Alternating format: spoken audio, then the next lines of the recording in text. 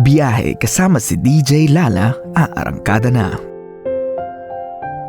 This one was sent to us over at our biyahe text line 0917-851-4329. My love, eto na ang biyahe ng buhay ni Leila. Magandang gabi, DJ Lala. Itago nyo na lang ako sa pangalang Leila. Gusto ko lang po i-share ang buhay ng isang ina na nasa bahay lang. Madaming nagsasabi na masarap yung buhay naming mga ina na naiiwan sa bahay. Pero di nyo ba alam na daig pa namin ang nagtatrabaho sa labas dahil kaming mga ina 24/7 ang duty. Mula paggising sa umaga tulad ko na may dalawang alagang bata, 3 at 2 years old, tapos kakapanganak ko lang. Ang hirap pero kinakaya. Lumalaban ako para sa mga anak ko. Kahit madaming beses ko nang gustong sumuko, pilit kong nilalabanan ang lahat para sa mga bata. Ang sakit lang kasi sa part naming mga ina na nasa bahay na sinasabihan kami na walang ginagawa sa bahay, na ang sarap ng buhay, hindi nila alam kapag kami ang napapagod, iniiyak na lang namin. Patuloy na lang naming binubuyo para lumaban sa buhay. Kaya kung ang asawa nyo na babae ang nasa bahay, please, mahalin nyo naman, pahalagahan, ingatan at pasalamatan. Dahil hindi biro ang pinagdadaanan namin. Maraming salamat po, DJ Lala, and more power to your show.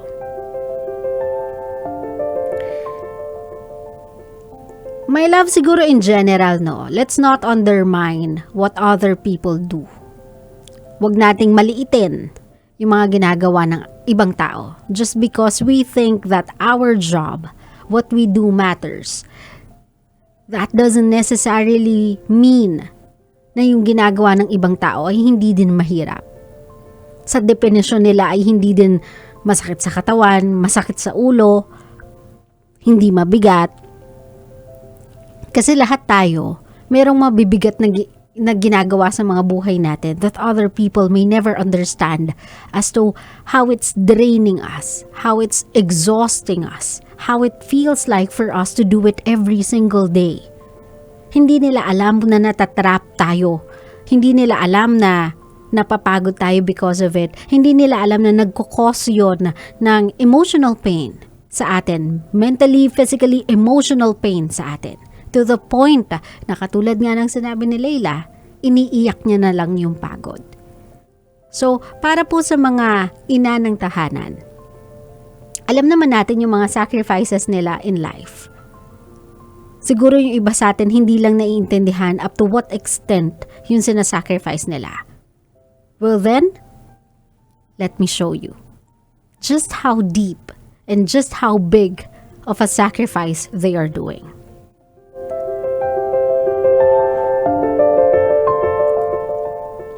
My love, ang ina ng tahanan na nasa loob ng bahay, simula ng pagkapanganak niya sa sanggol, sleepless nights na yung kalaban niya. Not to mention the change in her body that she needs to go through. Hindi naman lahat ng tao, hindi naman lahat ng babae.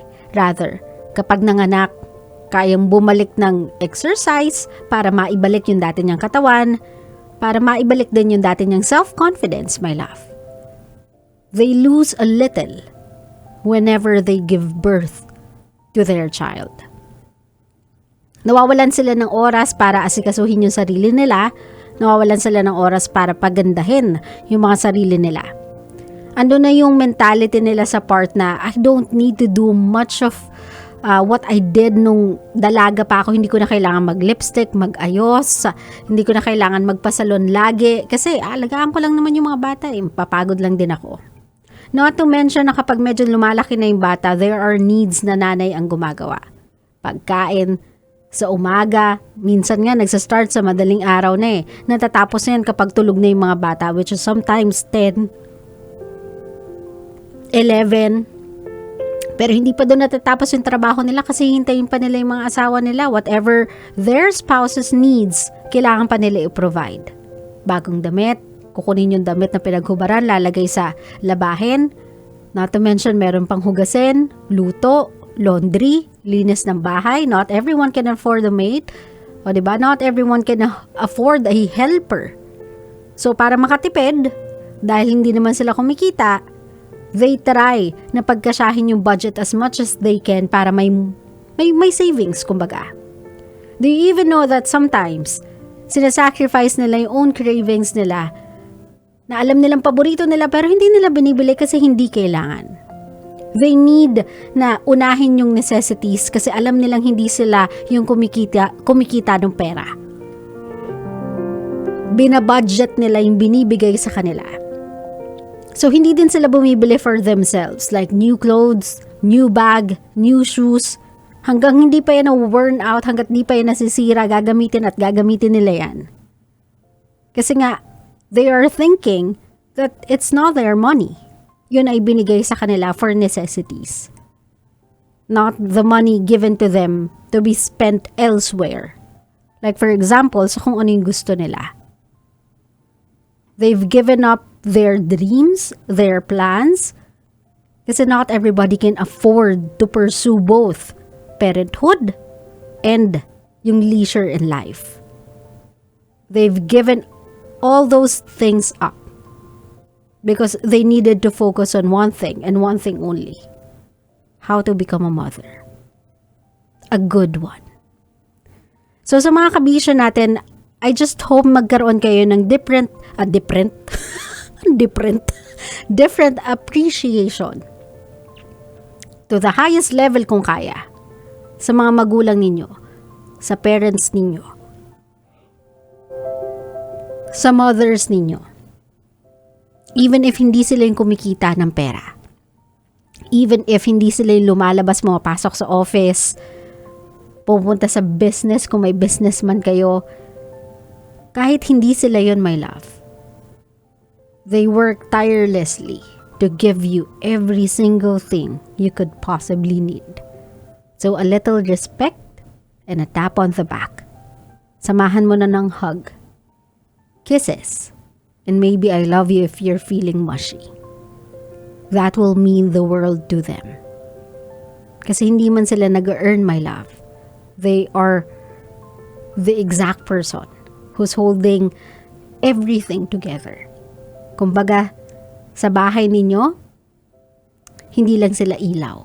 Minsan sila na yung pundasyon kung bakit yan nakatayo. Kaya I agree with you, Layla. I wish you are being appreciated not only by your kids because they adore you, they love you, they cannot live without you, but your spouse as well. Sana alam niya kung gaano siya kaswerte na ang mga anak niya ay may nanay na katulad mo at kung gaano siya kaswerte na ikaw yung naging asawa niya. Saludo po ako sa lahat ng ina na nag-sacrifice ng pangarap nila for their family. Thank you for that sacrifice. And thank you for raising kids who will have a better understanding of what a mother and a father should be.